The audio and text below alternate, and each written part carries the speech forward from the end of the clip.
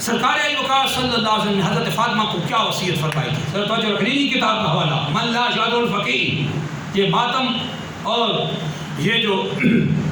روح خانیاں کرواتے ہیں یہ انہی کی کتاب کا حوالہ من لا شاد الفقیر میں اوصل نبی صلی اللہ علیہ وسلم علی فاطمہ کا عند الوفات، سرکار علی وقار صلی اللہ علیہ وسلم نے فاطمہ الزہرا کو وفات کے وقت اپنے وصال کے وقت جو وصیت فرمائی، قال رسول اللہ صلی اللہ علیہ وسلم، سرکار علی وقار صلی اللہ علیہ وسلم ارشاد فرمایا یا فاطمہ تو اذا انا مت، اے فاطمہ جب میں وصال کر جاؤں فلا تخمشی علی وجہا، کیا فرمایا سرکار؟ فاطمہ الزہرا آل بیت اطہار کی شہزادی کو کیا فرما رہے ہیں؟ فلا تخمشی علی وجہا، تو میرے وصال پہ اور میری مصیبت پہ اپنا چہرہ مت نوچنا، ولا ترخی شعرن، اور اس مصیبت پہ میرے وصال پہ اپنے بال مت کھولنا، ولا تنادی بالویل، اور میرے وصال پہ اس غم پہ ہائے بربادی ہائے ہلاکت ہونے کے الفاظ منہ سے نہ کہنا، ولا تقیمی علی لاحیۃ، اور میرے اوپر کسی دوہا کرنے والی کو کھڑے نہ ہونے دینا، لا من لا یاد الفقیر، یعنی کہ کتاب کا حوالہ سرکار صلی اللہ علیہ وسلم اپنے وصال کے وقت فاطمہ الزہرا کو یہ وصیت فرمائی، سرکار نے نور خوانی کی اجازت نہیں دی، ماتمی محافل قائم کرنے کی اجازت نہیں دی، اپنے آپ کو زخمی کرنے کی اجازت نہیں دی، کیونکہ یہ محافل یہ کام یہ زمانہ کفر اور جاہلیت کے بدترین کاموں میں سے تھے، جس کو اللہ کے رسول صلی اللہ علیہ وسلم نے قرآن اور اللہ کے قرآن میں اور اللہ کے نبی صلی اللہ علیہ وسلم حدیث صحیح میں اس کو حرام قرار دیا۔ اب انہی کتاب کا حوالہ من لا جاد الفقیر کا، کہ یہ کام جو آج باشر ہو رہے ہیں، ماتم کرنا، روح خوانی کرنا، مرثیے پڑھنا، مجلس عزاداریاں ہو رہی ہیں، یہ خرافات اور بدعات کا جو بازار گرم ہے، اور ایک مسلمانوں کی اکثریت ہے اپنی نادانی اور جہالت کی بنا پہ علماء سے پوچھے بغیر ان کے قدم اٹھ جاتے ہیں اسی محفل میں، اور یہ جا کے اپنے نذرانے اپنے سرکار تباہی اور بربادی کی طرف لٹا رہے ہوتے ہیں۔ ان کی اپنی کتابوں کی کیا حوالہ جات ہیں، آئیں ایک اور عمران فوز انہی کے حوالے انہی کی کتابوں کے حوالے ہم آپ کی خدمت پیش کرتے ہیں۔ من لا شاد الفقیر انہی کی کتاب کا حوالہ سرکار علی وقار صلی اللہ علیہ وسلم نے، اور فروع کافی اور جلاء الوجوہ انہی کی کتابوں کا حوالہ، یہ سارے جو ہم نے حوالے پیش کیے ہیں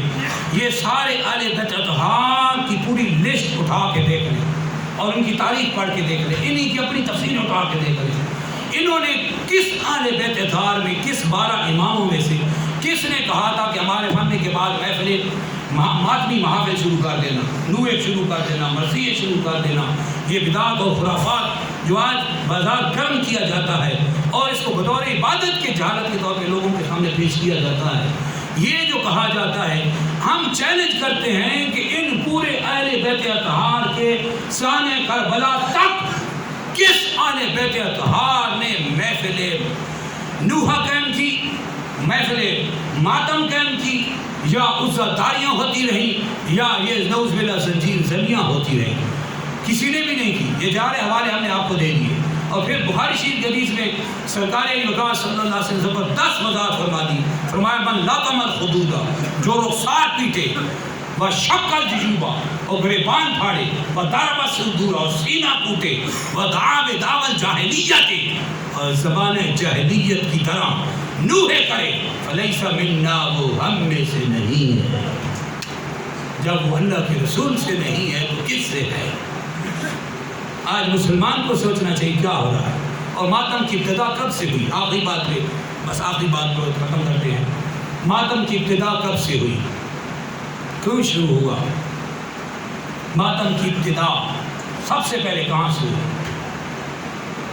زمانہ العرب میں، زمانہ جہالت و کفر میں عربوں میں عام رواج تھا کہ جب ان کا کوئی بندہ قریبی بندہ فوت ہو جاتا تو اس پر کئی دن اور کئی ہفتے اس کے اوپر نوحہ خوانیاں کرتے رہے تھے، اور بلکہ عربوں میں ایسی عورتیں تھیں جو نوحہ خوانی میں مشہور اور مرثیہ خوانی میں مشہور ہوتی تھیں، ان کو بلایا جاتا، وہ یہاں پہ نوحے کرتی، مرثیہ خوانی کرتی، خود بھی روتی اور دوسرے بجمے کو بھی رلاتی تھی، اور لوگ ان میں آ کے اپنے جذبات کو قائم نہیں رکھ سکتے، وہ لوگ بھی ان جاہل لوگوں میں بیٹھ کے بدعات اور خرافات کا ارتکاب کرتے ہوئے لوگ بھی ان کے ساتھ نوحہ خوانی کرتے تھے۔ یہ عرب میں زمانہ کفر کی جہالت ہے. اب ٹائم نہیں ورنہ دو میں بڑے واقعات آپ خدمت میں پیش کر دیتا ہوں کہ اہل جر میں کیسی کیسی واقعات اور کیسی کیسی خرافات یہ نوح اور ماتم کے طور پہ جو پیش کی جاتی تھی زمانے جاہلیت کی بدترین رسمیں تھیں. آخری بات کہ ماتم کی ابتدا کب سے ہوئی توجہ کے ساتھ سننا. اس کی ابتدا بعد میں کوفیوں نے کی. سرکار اس کو حرام کر کے گئے, اہل بیت اس کو ناجائز و حرام کر کے گئے, لیکن بعد میں کیوں اس کی ابتدا ہوئی؟ جب اہل بیت اطہار شہید کر دی گئے اور امام زین العابدین مردوں میں باقی بچے اور کچھ بیویاں جو قیدی بنا کے لائی گئیں, تو کوفہ کے بازار سے جب ان کا گزر ہوا تو کوفیوں نے چونکہ یہ بہت بڑی انہوں نے بے وفائی کی تھی کہ 150 خط لکھے تھے اور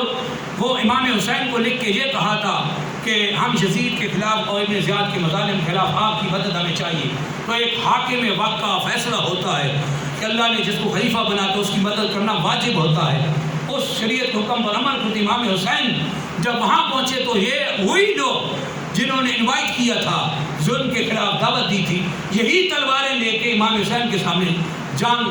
لینے کے لیے موجود تھے, کیونکہ یزید کے نذرانے اور ابن زیاد کے ظلم کے سامنے وہ جھک گئے تھے اور انہوں نے اہل بیت اطہار کے ساتھ انتہائی ظالمانہ رویہ کیا اور اہل بیت اطہار کو شہید کیا. یہ ظالم بن کے سامنے کھڑے تھے اور جب انہوں نے دیکھا کہ انہوں نے دنیا کی خاطر یزید سے جو انعامات ملنے والے تھے وہ بھی نہ ملے اور جو پروٹوکول ملنے والا تھا وہ بھی نہ ملا, جب دیکھا کہ دنیا تباہ کر بیٹھے تو اس برائی کا سد باب کرنے کے لیے مداوع کرنے کے لیے جب اہل بیت اطہار کو کوفہ لایا گیا تو انہوں نے وہاں پر کوفیوں نے ماتم شروع کر دیا تاکہ لوگ یہ اہل بیت اطہار یہ سمجھے کہ ہم ان کے چاہنے والے ہیں, مگر وہ لوگ اہل بیت اطہار تھے, وہ اہل بیت اطہار تھے. اب انہی کی کتاب کا حوالہ پیش کرتا ہوں, اخبار ماتم, یہ انہی کی کتاب ہے. حضرت علی بن حسین امام زین العابدین نے جب انہوں نے یہ عام بدعت اور خرافات کا ماتمی کام شروع کیا نا, پیٹی والا جو آج کا شروع ہے, آگے تھے امام زین العابدین علی بن حسین. آپ نے جب ان کو دیکھا ماتمی گروپ کو عزتداران کو, آپ نے فرمایا فَأَطْلَعَ رَأْسَهُ علی بن حسین فاطلہ علی بن حسین رأسہ, حضرت علی بن حسین نے کجاوے آپ نے سر باہر نکالا, وَاسْقَالَ بِصَوْتٍ ضَئِيلٍ اور ارشاد فرمایا أَتَبْكُونَ وَتَلُوحُونَ. توجہ رکھنا, علی بن حسین نے امام زین العابدین نے کوفیوں سے کہا اب ہمارے اوپر نوحے کرتے ہو, فَمَنْ ذَا الَّذِي قَتَلَنَا, تو وہ کون تھے جنہوں نے ہمیں شہید کیا تھا؟ اہل بیت اطہار نے کیسی ان کے اوپر تمانچہ رسید کیا کوفیوں کو, وہ جو سامنے عزتداری کا رخ پیش کر رہے تھے اور سامنے محفل ماتم لگا کے آنے کہ ہم ان کو کہیں گے کہ یہ ہم آپ کے حقدار ہیں. تو اسی وقت امام علی بن حسین نے ان کی یہ بدعت اور خرافات ان کے منہ پہ دے مارا, فرمایا اتلوحون فی من حبنا, ہماری محبت میں نوحے کرتے ہو, فمن ذا الذی قتلنا, وہ کون تھے جنہوں نے ہمیں شہید کیا تھا. ان کے یہ بدعت ان کے منہ پہ ماری. پھر آگے دیکھیں امام حسین رضی اللہ کی ہمشیرہ حضرت زینب رضی اللہ عنہا اور محمد اپنے جو صاحبزادے لے کے میدان کارزار میں میدان کربلا میں جب پیش کیے تھے تو اس وقت کوفہ والوں کو آپ نے جو بد دعا دی تھی حضرت زینب رضی اللہ عنہا نے, امام حسین کی ہمشیرہ نے جو بد دعا دی, انہوں نے آگے یہ نوح خوانی شروع کی اور محفل ماتمی محافل شروع کی نا, ماتم شروع کیا. تو حضرت زینب نے ڈانٹ کر فرمایا اتبکون وتلوحون, کہ اب تم روتے ہو اور نوحے کرتے ہو. فرمایا فبکو ای واللہ فبکو کثیرا وضحکو قلیلا, خدا کی قسم تم ہمیشہ پیٹتے رہو گے, ماتم کرتے رہو گے, میری بد دعا ہے تم کو, ہمیشہ پیٹتے رہو, بہت کم تم ہوگے جو ہنسو گے. یہ ہیں کوفیوں کے پیروکار جن کو حضرت زینب آل بیت اطہار حضرت امام حسین کی ہمشیرہ نے بد دعا دی تھی جو قیامت تک جاری رہے گی. اور یہ بندگی یہ جو بدعات اور یہ خرافات جو ہو رہی ہیں آج معاشرے میں یہ اسی کی پیداوار ہیں. لیکن آج ہمارے لیے لمحہ فکر ہے, جتنے حوالے قرآن اور حدیث سے اپنے اور انہی کی تفسیروں کے ہم نے آپ کی خدمت میں رکھ دی ہے۔ اہل عقل کے لیے سمجھنا کافی ہے، لیکن ضرورت یہاں مرزا طاہر میں بات سمجھنے کی ہے۔ جو مجھے معلومات دی گئی ہیں کہ ہمارے اس مرزا طاہر سے ہماری بہنیں، ہماری مائیں اپنی نادانی اور سادگی اور جہالت کی بنا کی وجہ سے اپنا پیسہ بھی وہاں لے جاتی ہیں، ان کی مجالس میں بھی جا کے بیٹھتی ہیں۔ یہ روکیں نہیں، روکیں گے وہ شرکیہ کلمات کو کفر کہیں گی، اور اس کفر کے ذمہ دار پھر وہ لوگ ہوں گے جو اپنی گھر والوں کو نہیں روکتے۔ اس لیے آخری بات کر کے بات ختم کرتا ہوں، جو اسی من لا یشہد الفقیہ جوینی کی کتاب کا حوالہ ہے کہ حضرت سرکار علی وقار صلی اللہ علیہ وسلم نے حضرت علی کو جو وصیت فرمائی وہ بھی ذرا سن لیں۔ قال رسول اللہ صلی اللہ علیہ وسلم لعلی فی وصیت اللہ یا علی من اطاع امرأتہ،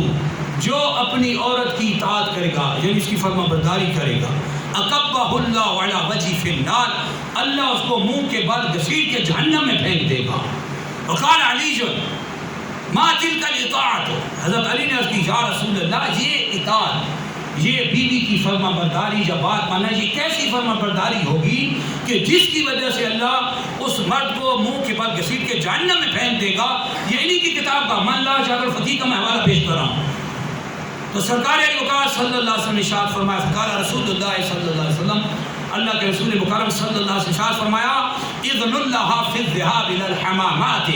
والعرسات والنائحات واللبس الرقاق۔ توجہ کرو، من لا یشہد الفقیہ انہی کی کتاب کا حوالہ۔ سرکار علی وقار صلی اللہ علیہ وسلم ارشاد فرمایا، جو بندہ اپنی بیوی کی اطاعت کرے گا منہ کے بل گھسیٹ کر اس کو جہنم میں پھینک دے گا۔ حضرت علی نے پوچھا وہ کیسی اطاعت ہوگی، وہ فرما برداری کیسی ہے کہ اتنی غلط بات ہے کہ اللہ اس کو منہ کے بل گھسیٹ کے جہنم میں پھینکے گا؟ تو سرکار نے جو وجہ بتائی، فرمایا وہ اطاعت یہ ہے، اذن اللہ فی الذهاب الى الحمامات، کہ مرد کا اپنی بیوی کو حماموں کی طرف جانے کی اجازت دے دینا، والعرسات، اور مرد کا اپنی بیوی کو گانے بجانے کی محفل میں گانا بجانے کی اجازت دے دینا، والنائحات، اور مرد کا اپنی بیوی کو نوحہ کرنے والی کے ساتھ نوحے اور پیٹنے کی اجازت دے دینا۔ یہ ہیں وہ باتیں جو مرد کو اپنی عورت کی اطاعت کرے گا، یعنی ان چیزوں کی اجازت دیتا جائے گا۔ تو واللبس الرقاق، اور باریک لباس پہننے کی مرد کا اپنی عورتوں کو اجازت دے دینا، یہ وہ عورت کی فرما برداری ہے جس کی وجہ سے اللہ ایسے مردوں کو منہ کے بل گھسیٹ کے جہنم میں پھینک دے گا۔ اب بتائیں، من لا یشہد الفقیہ انہی کی کتاب ہے، یہ اسی حدیث کا حوالہ ہے۔ آپ معاشرہ کدھر جا رہے ہو، کیا ہو رہا ہے معاشرے میں؟ اجازت دینا حمامات اور پھر گانے بانے کی محفل میں عورتوں کی اجازت دینا، پھر نوحے کرنے کی اجازت دینا، نوحے کرنے والوں میں شریک ہونے کی اجازت دینا، اور باریک گندے لباس جو پہننا نہ پہننا ایک برابر ہے، اس کی اپنی عورتوں کو اجازت دینے والے مردوں کو اللہ منہ کے بل گھسیٹ کے جہنم میں پھینک دے گا۔ من لا یشہد الفقیہ انہی کی بکس اور انہی کی کتاب کا یہ حوالہ میں نے آپ کو پیش کیا۔ اب فیصلہ آپ پہ ہے، لہذا ہم پہ واجب ہے کہ ہم اپنے خصوصاً جو بالخصوص جو مجھے خبر ملی ہے آپ کے گاؤں سے، اس ایریے سے، اپنی اولاد کو، اپنے چھوٹے بچوں کو، جوان بچوں کو، اپنے بڑے جو آپ کی گھر والی عورتیں ہیں، بیویاں ہیں، مائیں ہیں، بہنیں جس رشتے سے ہیں، مرد خود یہ اپنے آپ کو روک کے رکھے اور اپنے بچوں کو بچا کے رکھے۔ یہ چھوٹا جا قصبہ جو اہل سنت کا گہوارہ تھا اور ہٹ بے ترتیب فرقہ اس کی اماجگاہ بن چکا ہے۔ اس کی وجہ یہ ہے لوگ علماء اہل سنت کی طرف رجوع نہیں کرتے، اپنے علماء سے گائیڈنس لینے کی بجائے خود ساخترہ جب فیصلے کرتے ہیں تو پھر ایسی بدعات اور خرافات اور ایسے بدعتی گروہ کا پھر عروج ہوتا ہے، پھر تباہی اور بربادی آ کے جنم لیتی ہے۔ یہ حدیثوں کے حوالے انہی کے ہم نے پیش کر دیے۔ لہٰذا ایک عاقل آدمی پہ لازم ہے کہ اپنے آپ کو ایسی محفل سے بچا کے رکھے۔ اللہ کی بارگاہ میں دعا میں حق سمجھے اور دوسروں تک حق پہنچانے کی توفیق عطا فرمائے۔ جی ایک منٹ صرف، کالے کپڑے بیٹھ جائیں۔ وہ اسی حدیث کے الفاظ، اسی حدیث کے الفاظ یہ مجھ سے رہ گئے تھے بیچ میں، آپ نے یاد دلا دیے۔ اسی حدیث کے الفاظ، اللہ یعصینا فی معروف الحبیب، اچھے کاموں میں آپ کی نافرمانی نہیں کرے گی۔ قرآن میں جو اللہ نے سورہ ممتحنہ نے فرمایا، اور انہی کی کتاب تفسیر قمی، کتاب العلل والشرائع اور تفسیر مجموع البیان میں جو حوالہ میں نے دیا، اس میں ایک حدیث کا ایسا یہ بھی ہے، سرکار علی وقار صلی اللہ علیہ وسلم نے فرمایا وَلَا تُصَوِّدْنَا کہ وہ اپنے کپڑوں کو سیاہ نہیں کریں گی۔ یہ ہے سرکار صلی اللہ علیہ وسلم کی معروف اچھی چیزوں میں اطاعت، جس کا اللہ نے حکم دیا کہ وہ کپڑوں کو سیاہ نہیں کریں گے۔ یعنی ان دنوں میں اس وجہ سے سیاہ کرنا کہ اللہ کے رسول مکرم صلی اللہ علیہ وسلم کے پہلے اعتبار پر نعوذ باللہ انہوں نے نعوذ باللہ کی ظلمت، اس کے بدلے میں یہ اظہار کرنا اور کالے کپڑے پہن کے زنجیر زنیاں کرنا، یہی ہے وہ حدیث انہی کے حوالے سے، تفسیر قومی اور تفسیر مجموع البیان کے حوالے سے جو انہوں نے اپنی کتابوں میں نقل کی، کہ اس میں یہ بھی ہے کہ وہ کالے کپڑے سیاہ نہیں کریں گے، لہذا اس سے اجتناب کیا جائے۔ محرم کے علاوہ پوشاک پہننے محرم میں اجتناب کیا جائے، کیونکہ یہ ان کے ساتھ جو مشابہت ہوتی ہے۔ اللہ کی بارگاہ میں تمہیں حق سمجھنے اور دوسروں کو آگاہ پہنچانے کی توفیق عطا فرمائے۔ آخر دعوانا الحمدللہ رب العالمین۔